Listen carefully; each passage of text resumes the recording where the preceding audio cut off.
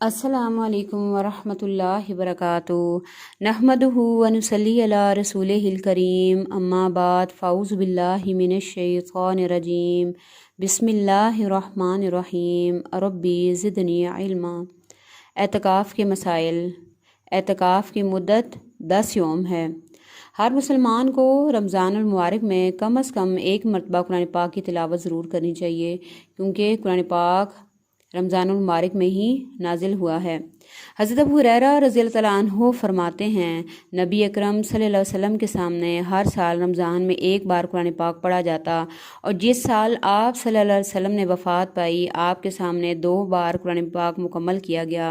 इसी तरह हर साल आप सल्लल्लाहु अलैहि वसल्लम 10 दिन का एतकाफ़ फरमाते, लेकिन जिस साल आप सल्लल्लाहु अलैहि वसल्लम की वफ़ात हुई उस साल आप सल्लल्लाहु अलैहि वसल्लम ने 20 यौम का एतकाफ़ फरमाया। इसे बुखारी ने रिवायत किया है।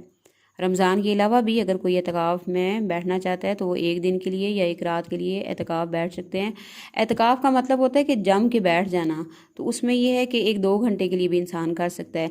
लेकिन रमज़ान में जो एतकाफ़ बैठते हैं उनका बैठना रमज़ान में सुन्नत है कि आप सल्लल्लाहु अलैहि वसल्लम ने ये काम किया था, और फजीलत भी इसकी इसी वजह से ज़्यादा है। और रमज़ान में जो लोग एतकाफ़ में बैठेंगे उनके लिए रोज़ा रखना ज़रूरी है। ये नहीं कि कोई शख्स रोज़ा नहीं रख रहा और वो ये कहे कि मैं एतकाफ़ के लिए बैठता हूँ, तो ऐसी कोई भी बात नहीं है। एतकाफ़ के लिए फ़जर की नमाज के बाद एतकाफ़ की जगह बैठना मसनून है। हमारे यहाँ लोग रात को ही बैठ जाते हैं, तो ये तरीका गलत है। 20वां रोज़ा मस्जिद के अंदर ही खोलेंगे और फिर फ़जर के वक्त एतकाफ़ की जगह दाखिल हो जाएंगे।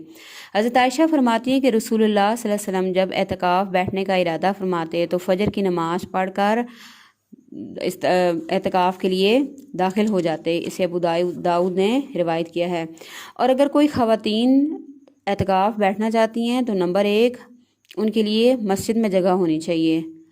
अगर ख़वातीन के लिए मस्जिद में जगह नहीं है, कोई जैसे फितना या शर या इस तरह की कोई चीज़ ऐसी हो कि जिसकी वजह से ये अंदेशा हो कि ख़वातीन के मस्जिद आने से फितना फैलेगा, तो उस सूरत में औरत फिर अपने घर के अंदर ही एतकाफ़ करेगी।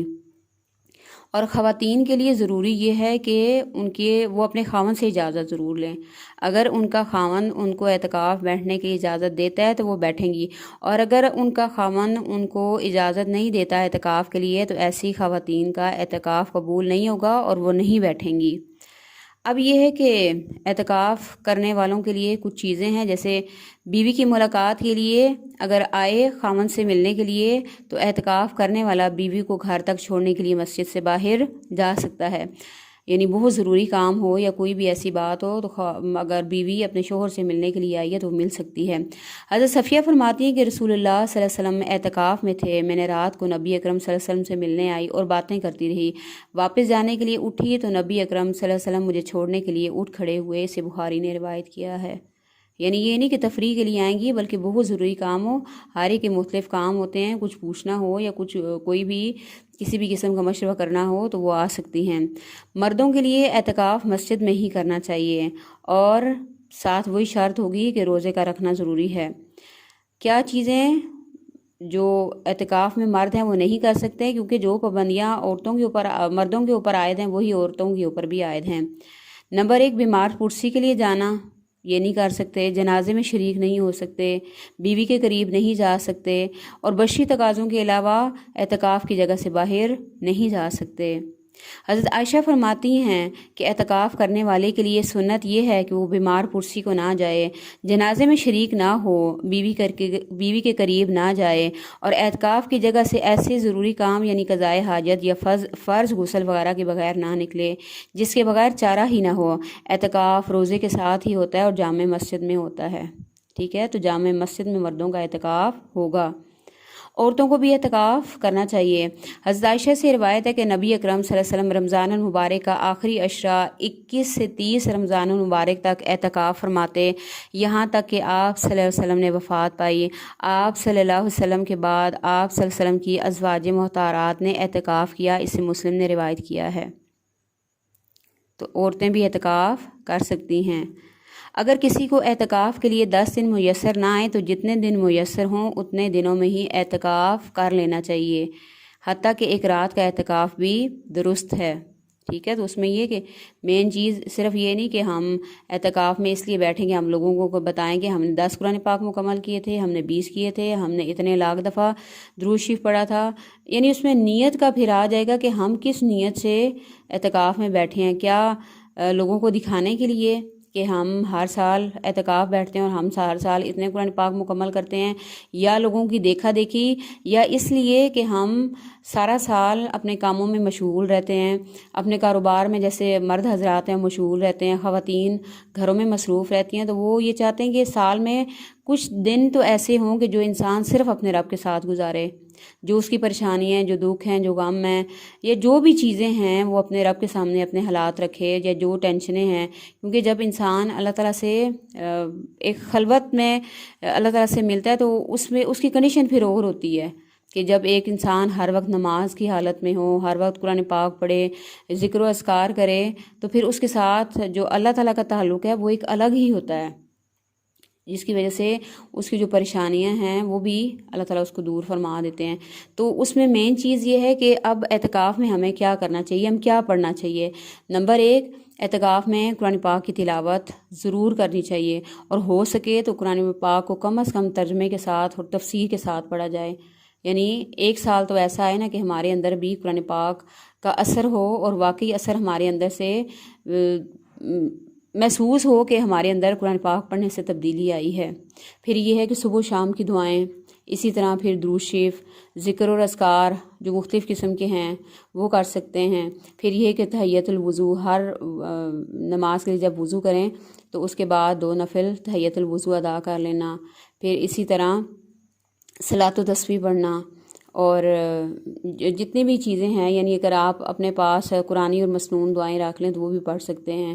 اور جو مختلف قسم کے وظیفے ہیں، جیسے اللہ کے رسول نے یہ بتایا کہ قرض اگر کسی کے اوپر ہو تو وہ یہ والا دعا پڑھ لے، اللہم اکفنی بحلالک عن حرامک واغننی بفضلک عمن سواک، یا کسی کے اوپر کوئی بھی مشکل ہے اور مشکل ختم نہیں ہو رہی تو وہ پڑھے لا الہ الا انت سبحانک انی کنت من الظالمین، یعنی وہ رب جو ناممکن کو ممکن بنا سکتا ہے، جو سمندر کی گہرائیوں میں سے، مچھلی کے پیٹ میں سے حضرت یونس کو نکال سکتا ہے، تو وہ ہمارے حالات کیوں نہیں بدل سکتا۔